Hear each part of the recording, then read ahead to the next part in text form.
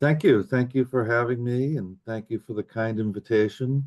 The prompt that I was given for this talk was to discuss how to go about researching wicked problems. I'm not exactly sure what wicked means. As I said to Allison earlier, I'm from New England where we use wicked as an adjective for everything, usually to discuss the Red Sox game or something like that is wicked. So perhaps conspiracy theories fall into the category of wicked. But with that said, I'm not going to talk about my findings per se, unless you want to ask about them in the Q&A. Instead, I'm going to get a little bit under the hood and talk about how to go about doing it rather than what the outcomes of the research are. This gave me an opportunity to do something I've been meaning to do for a while for the last few years, particularly since COVID. I've been reviewing around 100 papers a year on conspiracy theories. And that kind of speaks to the fact that this is a much bigger topic than it used to be. When I got in, there was pretty much no one studying it, save for a few historians and humanists. And when I first started sending papers out to journals, the typical response was, this isn't a real thing. This isn't political. This isn't something anyone cares about. That was 15 years ago. And I can't imagine any sane reviewer saying that at this point. But that being said, I was thinking about writing something for younger scholars who are getting into studying the topic.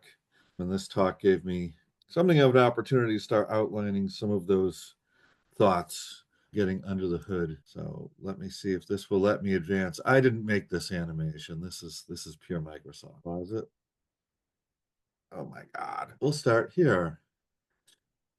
So here are 10 issues to consider. So the first one I'm going to talk about is what concept are we going to study? Then I'm going to move into thinking about our definitions and our epistemology. We're going to talk about causality with the wicked problems of conspiracy theories and misinformation. We'll talk about what we're measuring, how we might go about measuring them, the limitations of our data. I'll talk a little bit about the difficulties of doing content analysis with conspiracy theory and misinformation research. I'll talk about survey items briefly, how to interpret survey data, and thinking about what sort of success we might expect and why when we do exercises in pre-bunking or debunking. And I'll try to leave plenty of time at the end for specific questions. So in terms of our concepts, we need to think about what is it we want to study. If we want to study conspiracy theories and beliefs in them, there are a few things we should be aware of. There's an infinite number of conspiracy theories. They're always popping up. Since these are unofficial ideas of things, anyone can come up with them at any time for any reason they have. And there's no reason to suspect that the handful or so that we tend to keep in our head as prototypical examples of this concept are representative of the whole. I've heard of, Oswald didn't kill Kennedy or was part of a broader conspiracy to kill Kennedy, that the moon landing was faked, or lizards rule the planet, or there's a deep state or something like that. But you can multiply that infinitely, and there's all sorts of kooky ideas out there that someone made up, and maybe it's floating somewhere on the internet, maybe it's being shared at the office water cooler. But point being, it's hard to generalize from one or a few to the whole, because all of these ideas are radically different, save for the fact that they're simply accusing someone of doing something bad in secret. So that's one thing we need to think about. There's new conspiracy theories popping up all the time. 1 year ago, exactly a year ago, I was taking a lot of phone calls about a particular conspiracy theory, and that was that Taylor Swift is going to rig the Super Bowl so as to rig the election for Joe Biden. Now, obviously, that didn't come to pass, but it's amazing that this was such a big thing. I think I took 20 calls on it in a week from the media, and it's gone. No one's thinking about it or talking about it anymore. The week after that, last year, I took a ton of calls from the media about Kate Middleton. Is she dead? Is she a robot? What's really going on with Princess Kate? And again, that's gone, right? Forgotten in the winds of history. So these ideas come and go rather quickly. I just did a quick search on what are the new conspiracy theories in the past few days, and this is what's gotten some traction in the media. Why did Melania Trump wear a gigantic hat to the inauguration? Somebody's got a conspiracy theory to explain it, I'm sure.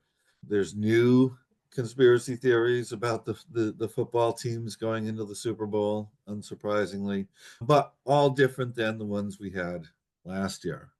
So new things all the time.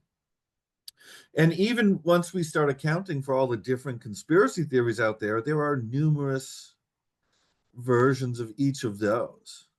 I mean, take as a good example the Kennedy assassination. There's not one Kennedy conspiracy theory.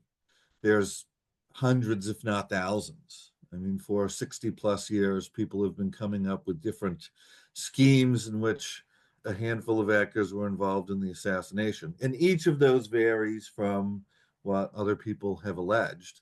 And you can look through here. This is some Gallup data where they ask people, if you think there was a conspiracy behind the assassination, who do you think it was that did it?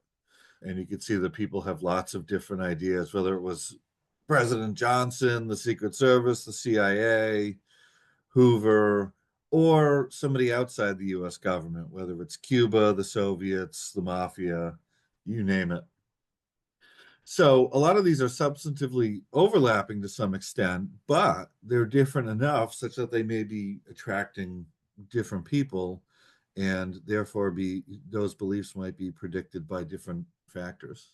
Another thing to think about too is that as conspiracy theories tend to pop up in salience and then disappear, ideas come and go very quickly. Media coverage tends to come and go very quickly, but researchers work at our own pace. And that's an interesting thing because let's say I wanted to poll on Taylor Swift conspiracy theories last year. It might have been a month or two by the time I would have gotten a poll into the field on it. And at that point, the Super Bowl would have been over and nobody would have really been thinking about that anymore. Yet I'd be polling on it. So the results that I would have from my poll would probably be speaking to something very different than what I would have been able to measure had I been able to put a poll in the field, let's say, right when it became very salient in the news or on social media. So, for example, the two headlines here, we had big wildfires in California a few years ago, and now we have them again. When do these wildfire conspiracy theories pop up? Well, usually when there's a wildfire, right? So if you poll on it during a wildfire, when this event that's underlying the conspiracy theories is salient and going on, you'd probably get different levels of belief, and different people believing it than you would say when there's no wildfire. Take something else too, like elections. After 2020, you had a lot of people believing that the election was rigged. Who were those people? Well, people on the losing side. And Joe Rogan was one of those folks who thought that elections were rigged. But then if you ask him after 2024, do you think the election was rigged? His answer is no. Elections aren't rigged. They work perfectly. And why is that? It's only because his side happened to win and he's very happy with the result.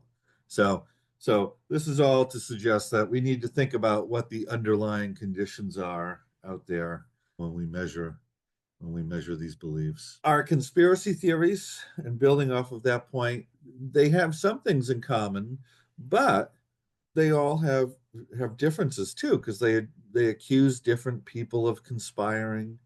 They are uh, uh, made salient by different actors. Sometimes one side of the political aisle will push them, sometimes it's the other side of the political aisle, and that will have an effect on how many people believe the conspiracy theories and which types of people believe in the conspiracy theories. So here we took, I think, around 40 or 50 conspiracy theories, and we wanted to look at what's the effect of each of these independent variables on predicting belief across all of those conspiracy theories. So what's the range of coefficients across the conspiracy theories? And what you could see here is, say, take something like Trump support. Trump support predicts some conspiracy theories, but it doesn't predict others, right? Which one doesn't it predict? Well, Trump support doesn't predict any conspiracy theory that accuses Trump of conspiring, right? Because those two things aren't going to go together. But what does Trump's support predict really well? Well, for example, not believing climate change is happening and thinking that Barack Obama faked his birth certificate are both going to be pretty well predicted by Trump support. So again, you go across conspiracy theories, you're going to get very different results in terms of what predicts each of them. And in that sense, we need to be very careful about how we choose to generalize our findings outside of, whatever narrow number of conspiracy theories we're looking at. You can see the same thing here with partisanship and ideology. Often there's this idea that, oh, it's only people on the right that believe conspiracy theories. But truth be told, left right ideology and partisanship aren't even that great of predictors of conspiracy theories. I mean, being on the left predicts belief in some and vice versa, but they aren't the biggest predictors of conspiracy theory belief in general. Same thing with trust in government, not a particularly huge effect on belief in conspiracy theories, because a lot of people say, I don't trust government, but that's because it's a posh thing to say, not because they believe that the government is actually engaged in active conspiracies right now. So this brings me to the idea that the political valence regarding the source or the content matters so much in who believes it. So the question is, why do Republicans think that climate change is a conspiracy among scientists and globalists and communists? Well, it's because Republicans and the mass public have been told for the last 30 some odd years that climate change is a hoax. And there's one of our senators, Imhoff from Oklahoma. It snowed in April in DC, so he went outside, made a snowball, and brought it into the floor and said, "Look, this proves that climate change is fake." So certainly that's not true, but it exemplifies the rhetoric coming from the right for decades. So in that sense, we should not be surprised that the mass public on the right thinks it's fake because the people they listen to are telling them that. Whereas leaders on the left are telling their followers that, no, this is a real thing and we need to do something about it. And again, same thing that we get with election conspiracy theories. If you look at the content of election related conspiracy theories, it's almost always tied to who's either behind or who lost, right? So who thinks that the election was rigged this time? Well, some Democrats, right? But not quite as many as there were Republicans thinking it was faked in 2020, because Kamala Harris isn't out there saying that the election was rigged and we need to go attack the Capitol or something. Moving on from conspiracy theories, if we want to study misinformation, we need to think about, what do we mean by misinformation? Because just as conspiracy theories are, encompass an infinite number of ideas, so does misinformation, but it's even broader, because misinformation could mean anything wrong, or potentially, as some researchers say now, anything true but misleading in any way about anything. So that's really an infinite number of ideas. So if we're just measuring beliefs in a handful of pieces of misinformation, we have to be very careful about whether we're going to generalize to the population of misinformation as a whole. So just to give you some examples, this was some polling data we ran in June of 2020 about COVID, pieces of COVID misinformation. And you can see there's pretty big variance in how many people believe each of these. So we only got 12% of Americans on our surveys saying putting disinfectant on your body can prevent or cure COVID. And this was after Trump had said that you could spray yourself with Lysol or something like that to cure your COVID. He was wrong, and don't do that. But the good news, only 12%. But there were other ideas, like you could zap yourself with UV light, and that could cure your COVID. We had 19% buying into that. And the most popular piece of misinformation we had was that the numbers of people dying from COVID was being exaggerated for some reason. And that we were getting almost 30%. So depending on what what we're polling, we're going to get different groups of people and different sizes of groups of people buying in. If we're looking at something like disinformation, then we need to move to what the source is and what the intention of that source. Normally, when we use disinformation, it's somebody saying things that aren't true or things that are misleading or things that are potentially influential on our behavior for a particular reason, usually to engage in statecraft or something like that. So usually we're talking about Russian or Chinese disinformation. So what their intentions are. Is it easy to measure this? No.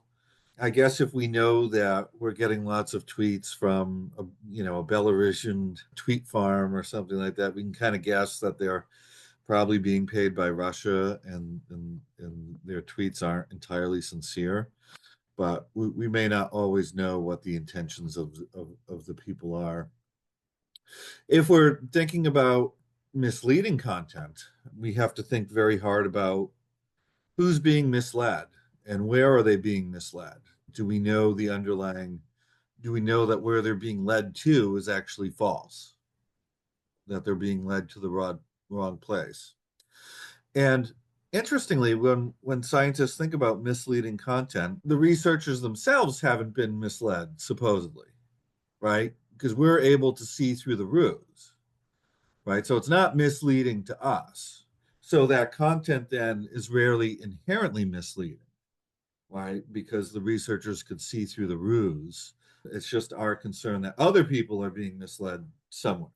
So that raises the question, is anyone being misled? Is anyone being persuaded to adopt a belief they wouldn't have already had? And why is it them and not us? So that brings me to the topic of definitions and epistemology. Definitions of conspiracy theory vary. I think that's okay. I think as long as social scientists define their terms so that their readers know what it is they mean by their terms, it's completely fine. But one thing we need to understand is that the popular view of these terms is really amorphous, right? So I'll give you some examples. So a lot of definitions of conspiracy theory will say, well, these are ideas about an event, right? But a lot of conspiracy theories don't have anything to do with an event. They might have to do with a circumstance, like some people are rich and some people are poor, and there might be a conspiracy theory to explain that. So there's no specific event per se. It's just an explanation for an ongoing circumstance. Same thing with conspiracy theories about the deep state. Often people just say, yeah, there's a deep state controlling things. There's no event that they particularly have in mind. It's just that you have the circumstance of a deep state existing. Some people define conspiracy theories as conflicting with an official account.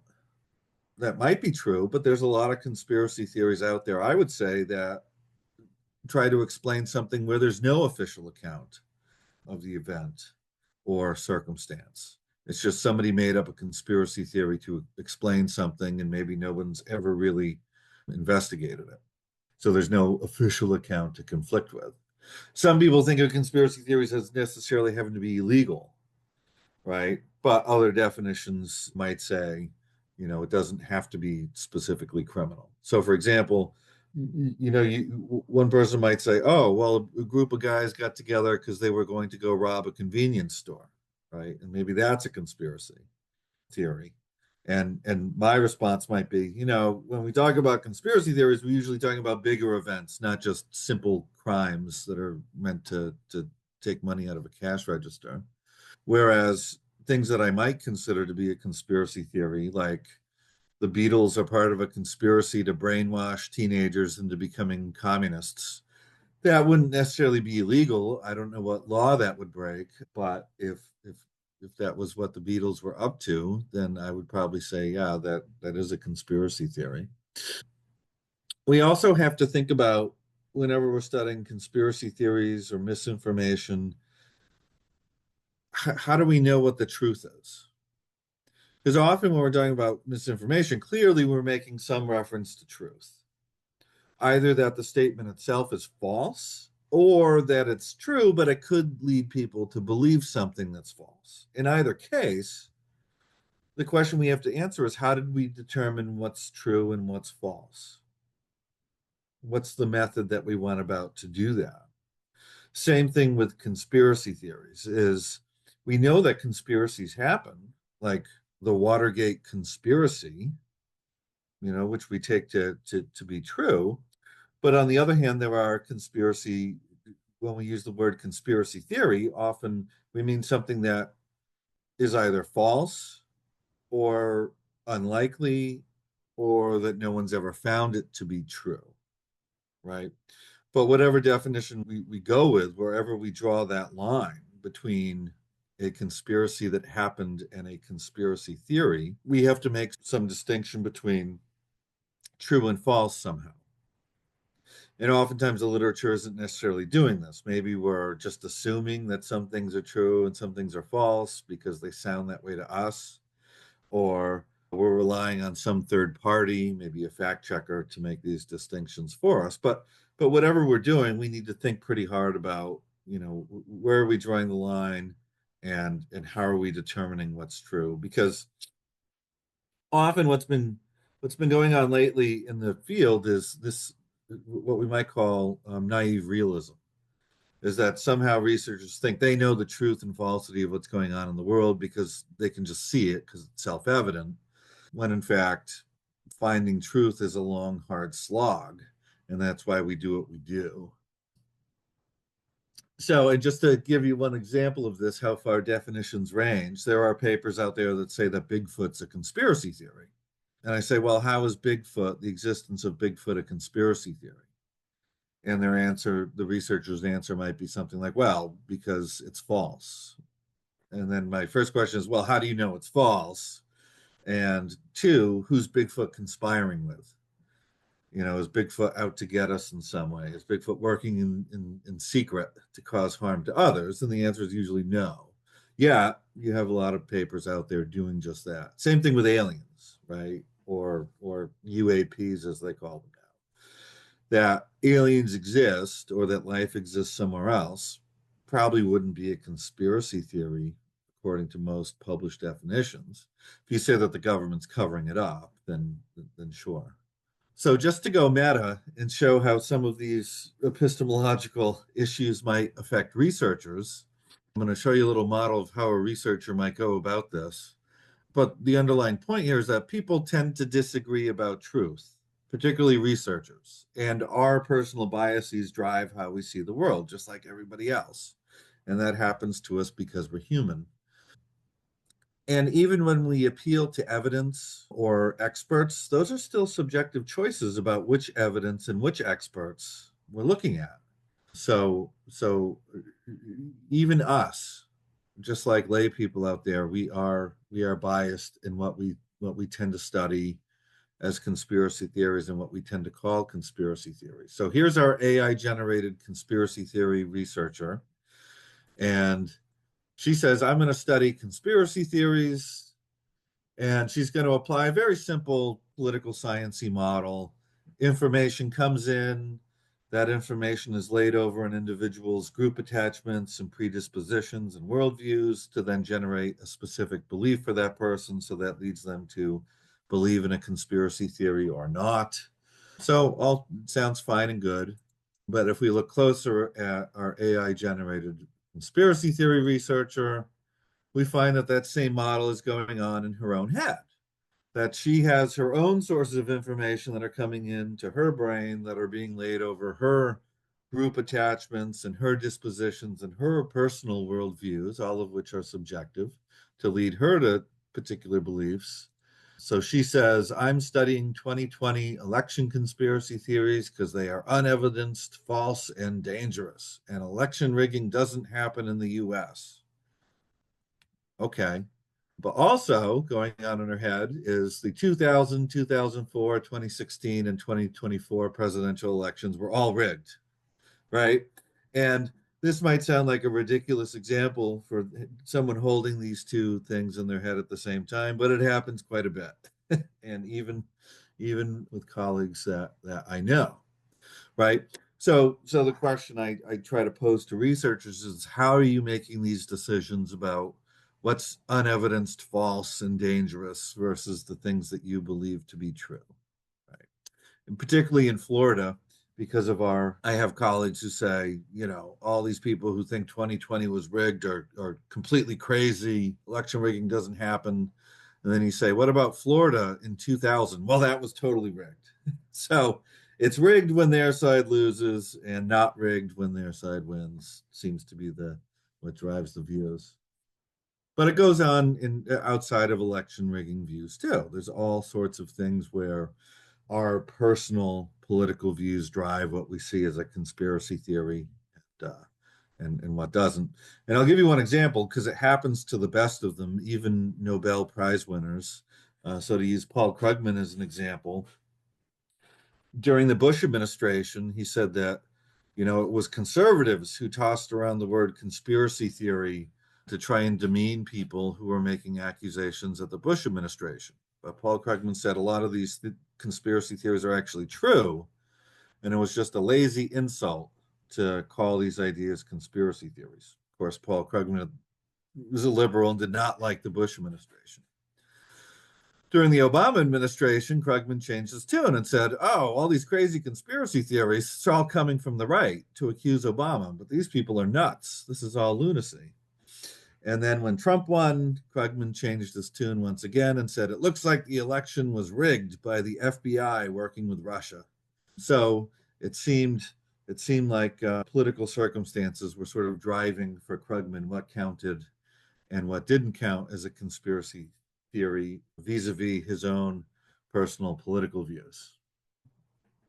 Moving on, thinking about causality, there's sort of a naive model that permeates most media coverage of conspiracy theories and misinformation, and that is one in which there's massive media effects. So people are exposed to misinformation or conspiracy theories online. They immediately adopt those ideas as their beliefs, and then they go out and act on them either in non-normative ways or in ways that are deleterious because the beliefs that underlie them are not attached to our shared reality. Kind of a naive model, and we have 100 years of research into information effects suggesting that, yeah, information has effects, but it's not quite as hypodermic as these more naive models might suggest. So I might pose a more sophisticated and complicated model, which is in B. Sure, people have a whole range of motivations. And those motivations drive their beliefs. They also drive what information they tend to access. And those underlying motivations also drive whether they're going to engage in non normative behaviors or not, right? So oftentimes you'll hear about terrible things happening and the news reports on it and say, this person went online, they adopted this belief, and then they went and behaved in this way. And it's very linear. And then if you read a little bit deeper, you find that, the person is either prone to acting this way for all sorts of reasons that have nothing to do with the conspiracy theory belief, or perhaps they're insane. So, just to start out with a simple example, so a lot of people blamed Facebook and social media for spreading election conspiracy theories that led to the attacks on the US Capitol on January 6th, 2021. But just the naive evidence that we can just gather from the news should tell us that any sort of causal claim should be seriously in doubt, right? And if we are sort of building from things like January 6th to build our theories, what we're doing is making a science of outliers and anecdotes rather than a science based on what normally happens.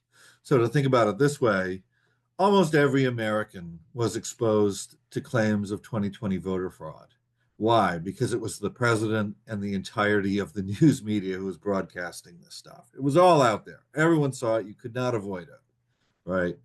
So everyone was exposed, but certainly not everyone adopted those claims as beliefs, right? It was maybe a third, maybe 40% of the country who adopted it. So most Americans did not adopt election rigging beliefs or election rigging ideas as beliefs in 2020. And then very few, of the people who believed it acted on it in any discernible way. And even fewer of those showed up on January 6th.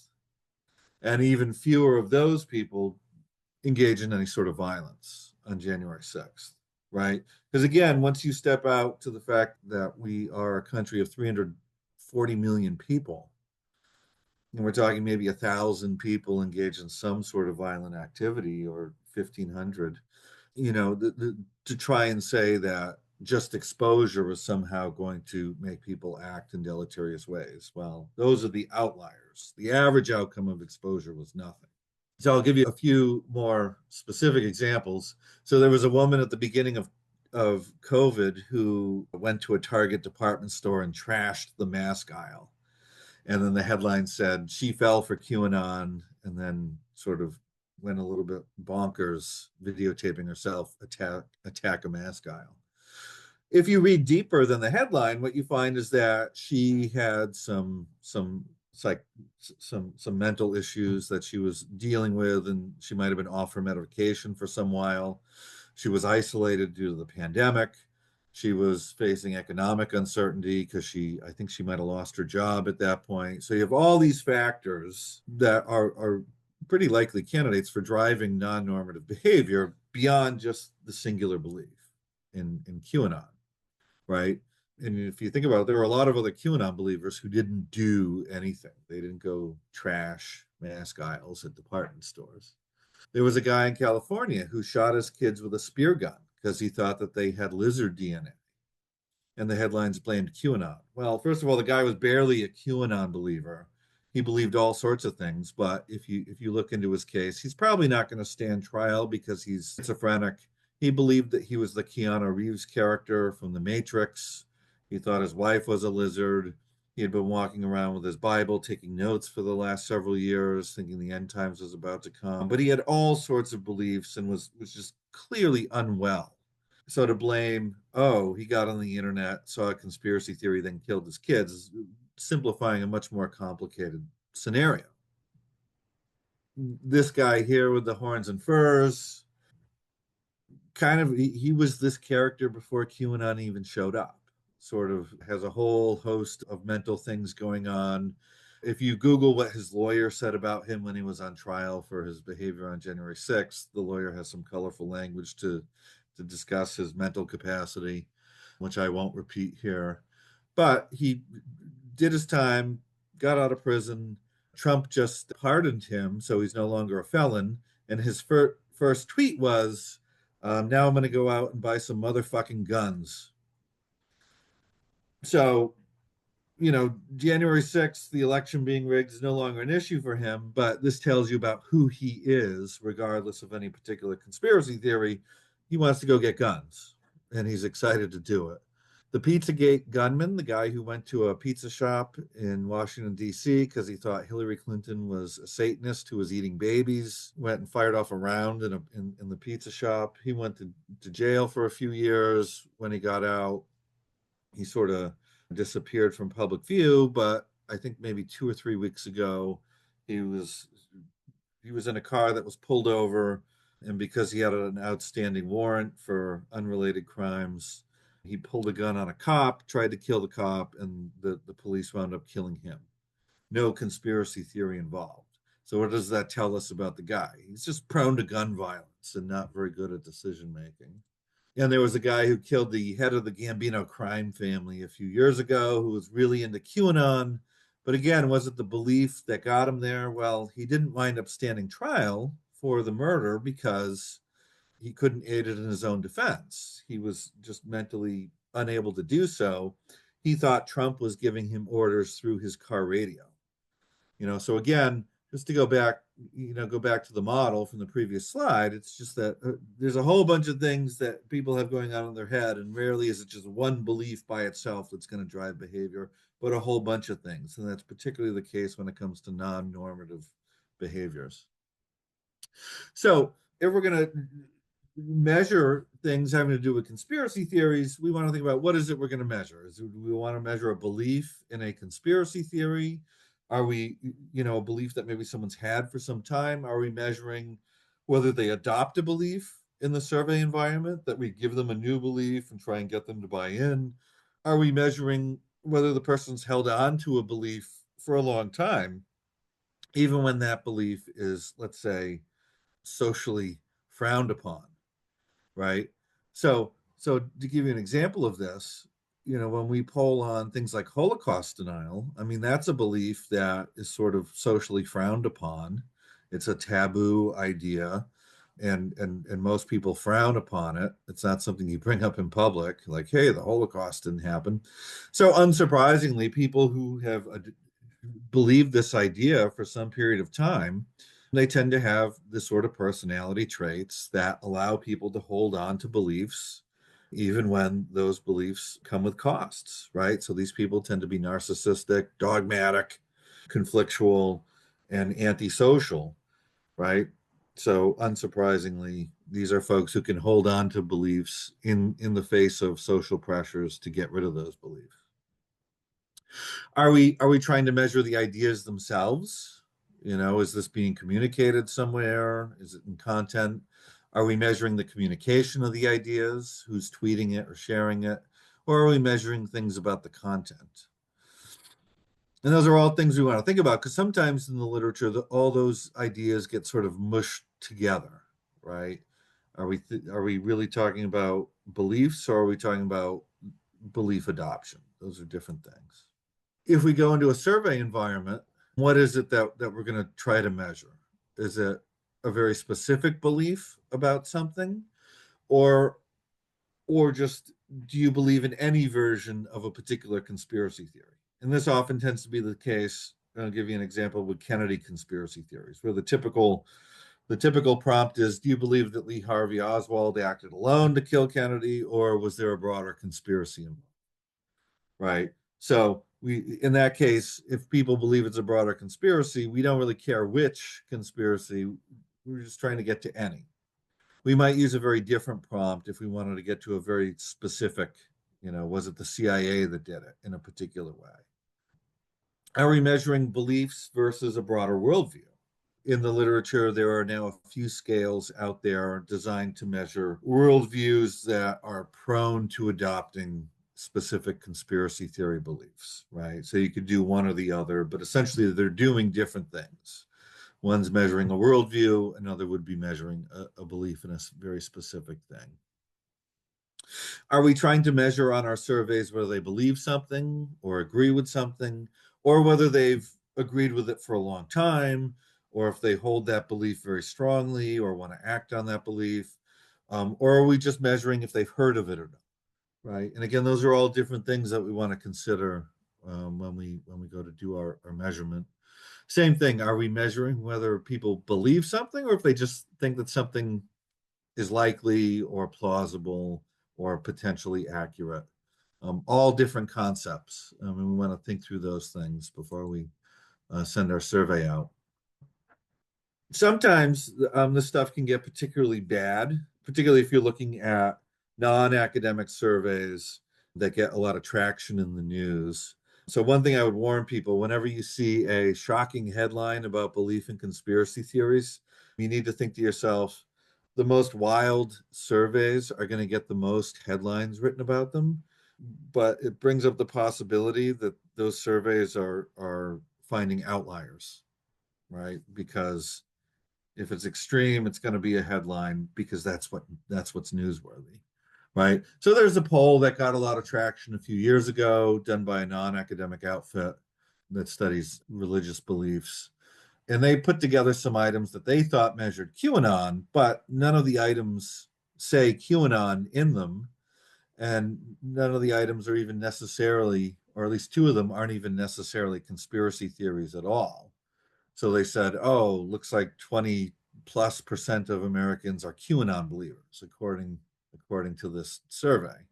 But when you take other surveys that just ask people flat out, do you believe QAnon? Are you a supporter of QAnon? You get like 5%. So those are pretty big differences between different measurements of what are supposedly the same thing. Moving on. So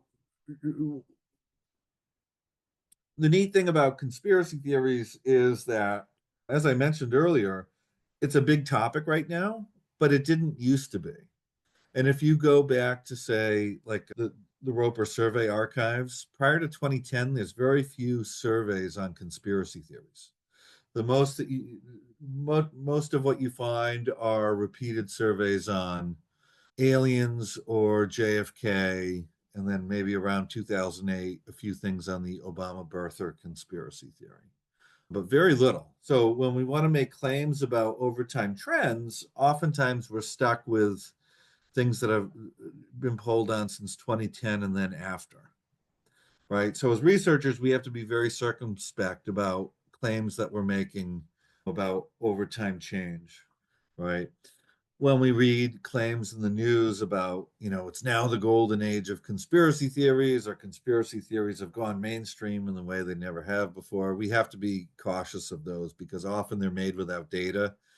And certainly there wasn't data, certainly not quantitative data prior to around 2010 for a lot of the things we're talking about now. Even if we try to measure things with internet data, even that's a very short time span, and we have to, be careful in terms of thinking, is our data speaking to some particular circumstance right now, or is it something we can generalize from? And speaking of internet data, trying to do content analysis on conspiracy theories is incredibly difficult. There's a lot of, I'm in touch with a lot of researchers right now who are either doing it by hand with human coders or are trying to use AI or machine learning to do this. It's really hard to do, and part of the reason is that everyone disagrees over what counts. And some of this is political disagreement, right? People disagree about what's true and what isn't. And a lot of those disagreements stem from our personal politics, right? So you got a bunch of coders in a room, they're all going to come to different determinations of what's a conspiracy theory and what's not because they all disagree about what's true and what's not. And this makes content analysis studies really hard. I'm not saying that it can't be done, it's just incredibly difficult. If we're doing survey items, one thing we should be concerned about, and this is with all survey work, is that there's a lot of conspiracy theory items that have a lot of barrels to them. So, for example, I saw an item recently that was trying to measure QAnon, where it was, do you believe in a conspiracy theory about the deep state involving Satanists and child sex trafficking and Joe Biden? And there we have a really long survey item. And if people are saying yes, it could be they believe part of it, but maybe not all of it. Maybe they're just responding to the deep state prompt or the Joe Biden prompt, but not the QAnon part of it. So we want to think very carefully about how we're measuring what we're measuring, because there are sometimes there's items being deployed that get really high agreement with them, but then we wonder, is it because they've got so many stimuli inside the item itself? Same thing with our response options to our survey items. I've seen some questions where they have very unbalanced sets of response items. So do you think the following conspiracy theory is true? And then it might be no, and then it might be a little bit true, a moderate amount true, very true, super likely true, totally true. And in that sort of case, you wind up with a lot of people agreeing, but that's because you've got all these categories of kind of sort of agreeing and not as many categories of not agreeing. So there's a literature has popped up around this and saying we need to have balanced sets of response options. Interpreting our survey data, I'm certainly guilty of this. I get a lot of calls from journalists saying, how many people believe in conspiracy theory X? And I'll say, well, on the latest survey, it's 25% or something.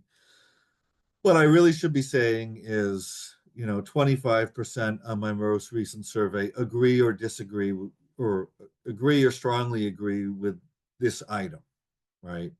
And because what we tend to find is that as the survey items change and the response options change from survey to survey, you get different amounts of people buying in and agreeing with different things. So we have to be careful, because believing something on one survey item doesn't necessarily believe it when it's asked a different way. And again, this applies to all survey research, but it's particularly important And this leads me to my final point. There have been a couple papers lately. One was published in Science where they use an AI chatbot to try and talk people out of their conspiracy theories. I just published one in Harvard Misinformation Review where we use a chatbot to have people reflect on their conspiracy theories. We find that some people give up their conspiracy theory belief after talking with the chatbot, which is a neat finding, right? And it sort of goes against the popular view of conspiracy theorists as never wanting to give up their beliefs. We find a lot of people will give up their beliefs if you make them think about it or try and change their mind with evidence. But what I would say is this, is that oftentimes our surveys are picking up on people who are, what we might colloquially call true believers, people who are going to act on an idea, people for whom the idea is a reflection of their underlying worldviews and identities. And there's other people who just see an idea and say, oh, that sounds about right to me, or I heard that recently, so yeah, I'll agree with it. But you can talk them out of it. And those are sort of two groups of people, so you can change the minds of people who don't hold an idea very strongly and don't care very much about it and probably wouldn't act on it. But that's all fine and good, but the people who you really need to reach are the ones who probably aren't going to change their minds. And that's the conundrum that we're left with. So that's it. That's all I have for you today. That's my textbook where I get into more substantive ideas, but we have a little bit of time, so I'm happy to take as many questions as you're willing to ask. Thank you so much. All right, feel free to either unmute or put something in the chat if you would like me to read it.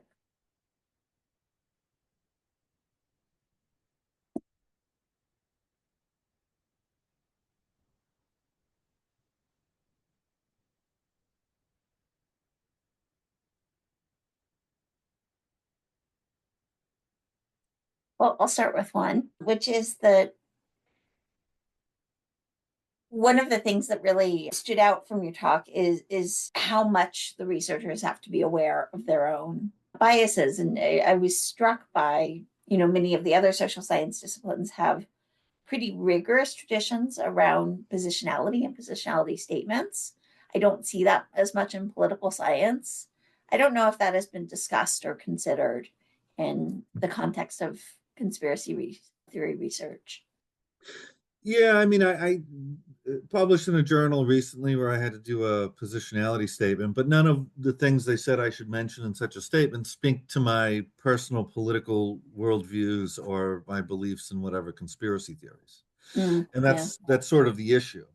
But I know a lot of the people in my field, and I know what their politics are, and because some people wear it on their sleeve, and they know what my views are about things. And unsurprisingly, there's a pretty big correlation between what specific conspiracy theories we study and what our personal politics are, right? And I could tell you that there are people who are very staunch leftists, and they publish papers that say it's all the right that believes conspiracy theories, and when the left believes it, it's excusable or doesn't count, or it's because the right really are conspirators, and the left is right to believe all these things, right? So they'll come up with all sorts of reasons, and you can find people on the right that do the same thing. It's their views are the crazy conspiracy theories. Our views are excusable or true or plausible at least, but they're the crazy ones, right? But we have to be aware of it, right? Because it's always riding on our backs, whether we know it's there or not. So Are there methods, and I guess I'm particularly thinking about some of what's developing within machine learning, but broadly, are there methods that you are sort of keeping an eye on and interested in terms of their potential applicability to studying this very tricky concept? well, there have been a few content analysis papers that are getting and they're getting progressively better over time.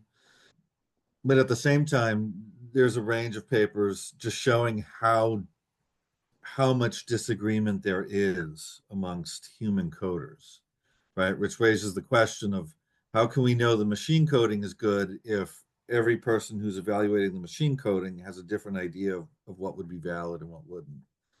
Yeah, right? I mean, I think it can be done well.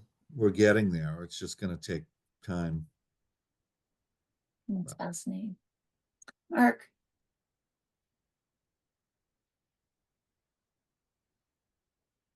Oh, I can't hear. Yeah, we can't hear you. How about that? Yes. Perfect. Great. Thanks again. Thanks for the great talk, and looking forward to checking out this new book. I'm curious. I know you mentioned the really interesting thing about sort of debunking and the chatbot success in convincing some people, after a little bit of prodding to let up with their conspiracy beliefs or maybe give them up or walk them back a bit in the interaction. But then there's others, I'm assuming, who, are, like you said, true believers. And I'm wondering if that sort of gets to the heart of some of what's interesting to study about conspiracy theorizing. Like the conspiracy content is really hard to pin down, like you said, but there is sort of a like I'm wondering whether there is something to be said about folks like the subset of people for whom any prodding onto the conspiracy leads to more conspiracy. Like it goes deeper and deeper. So I'm thinking of a Joe Rogan podcast I heard on a second podcast where someone pressed him on some moon landing stuff, and then eventually said, "Well, at the end of the day," someone said, "Why, if the moon landing was faked, why didn't the Soviet Union call America on their lies? Because they could surely detect all the falsehood." And Joe Rogan said, "Well, at the end of the day, with some of these big countries in the whole Cold War, I'm not really sure if it's just the puppet on the left or the puppet on the right, right? Like meaning essentially the Cold War didn't actually happen either." And so this was like for me, really classic case of like, not only am I going to double down on this conspiracy, I'm actually going to go wider when someone presents me the best evidence. And so just given what you said about like, evidence is it can be biased, and our choice of evidence can be biased. There are still some folks and some like mainstream movements and parties that really have gotten into this like tendency, not just to use conspiracy theory here and there, but to like double down and to make it all like rabbit holes after rabbit holes. And I'm wondering if that complicates things. It's a sort of a like a tendency rather than just the content, if you know what I mean, like a practice and an attitude rather than just factoids people believe or not. Yeah, so I'm I have to pull on specific conspiracy theories because that's what everyone wants to hear from me. Like, who believes this thing? How many people? I tend to find that a little bit less interesting because those things are sort of ephemeral. They're fleeting over time, most of them. Like this thing pops up, everyone's interested in it, people believe it now, and then it goes away. It's in the dustbin of history. It's very few conspiracy theories that will sort of stick with us for a long time out of the whole of conspiracy theories. And even a lot of those will just tend to be stable in their belief. Who believes them and why. And in that sense, I kind of find that uninteresting too. What I do, where I have spent more time, is trying to get into that worldview that motivates exactly what you're talking about. And there are scales that myself, and then there are social psychologists who've invented scales to try and measure this worldview where people get up in the morning, they're seeing the world through these very thick lenses, and they look out the window and everything they see was caused by a conspiracy because that's how the world works to them, right? So I guess we could call it maybe a style of reasoning. Maybe they're motivated reasoning based on that. So when they're challenged, they come up with another conspiracy theory. And that's one way to think about it. I think of it as just sort of a disposition they have because everything's a conspiracy, right? I for the 15 years I've been doing this, accusations are made at me, right? Such that I write something in a newspaper about conspiracy theories, and people say, not only are you wrong, this thing you're writing about isn't a conspiracy theory, it's real. You're part of it. You are now part of this plan, right?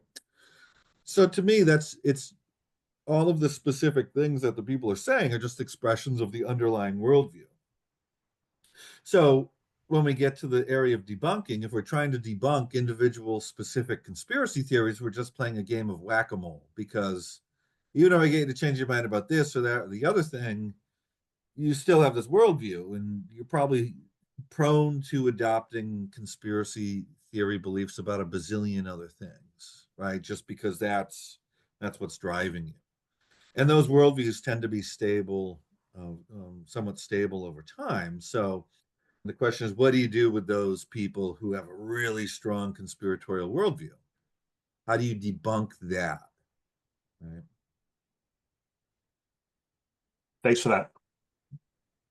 Let's just double check that you have time before taking another one, because I know we Yeah, are sure. over, but I'm fine. So up to you. Yeah, I can take one more. Yeah. Okay, Amelia. Hi. Hi. Thank you. I echo what Mark had said. This talk is excellent. I too am looking forward to this book. And I'm kind of curious, and I think this segues nicely when we're talking about kind of this trend, what we're seeing as a historical uptick, and kind of how you would describe around perhaps exclusively in the research interest certainly increasing post-COVID, post-Jan 6, but perhaps even a historical increase in interest, a historical potential increase in the conspiracy theories themselves, increases potentially in the amount of misinformation, disinformation. Do you have any insight about like where those historical trends are concerned? Are there broader kind of macro climate, political climate contributing factors, whether internationally or just here throughout North America? Are there shifts that we're seeing on that level that are helping to cultivate or foster these kinds of trends? So it's hard to know at the macro level because, as I said, we've only been studying this for around 15 years. Survey data before that becomes really sparse, really sparse. So I can just tell you one thing I did was to go back to the Roper database of surveys and get every time a conspiracy theory had been polled on nationally in the US going back to the 60s. There wasn't that much prior to 2010, but I got everything I could. And then my team and I went back and re-polled everything with the same wording with a national sample to try and see have they gone up or down or stayed the same. Most had stayed the same. And then, well, most had either stayed the same or gone down over time. It was a handful that had gone up, and the ones that had gone up over time weren't the ones that the media was warning about having gone up. Like, so one of the ones that went up was Kurt Cobain of Nirvana killed by a conspiracy. Interesting. No one's writing about that. Yeah. No one's concerned, but it went up, I guess. But most other stuff is stable in the sense that on a survey, either you're going to believe it or you're not, and it's not going to wildly change over time. And then for some of the worldview measures, I've been polling on those for more than a decade. And we found that that was all stable. When we asked general measures like which groups do you think are working against us in secret, again, largely stable over the last 12 years. So no real big changes, right? Now, if we had a longer time series, perhaps we could be able to track, moving from a bipolar world to a multipolar world or a unipolar world is, changes things in some way. Perhaps, and I don't doubt that there are macro level factors that have effects, but it's just hard to tell over time. And when people ask me, well, what's changing in the US? What's different now than what there used to be? I would say it's not that more people are believing them now. And I don't know if there's more conspiracy theories per se, because it's hard to count ideas because they're all over the place. They're amorphous. Yeah, it reminds me of how you were saying your methodology changes. Yeah, it's probably more salient in the sense that you have high profile leaders engaging in this rhetoric, whereas you probably didn't have that as much prior to 2016. Sure. Yeah. Yep. Makes sense to me. Cool. Thank you.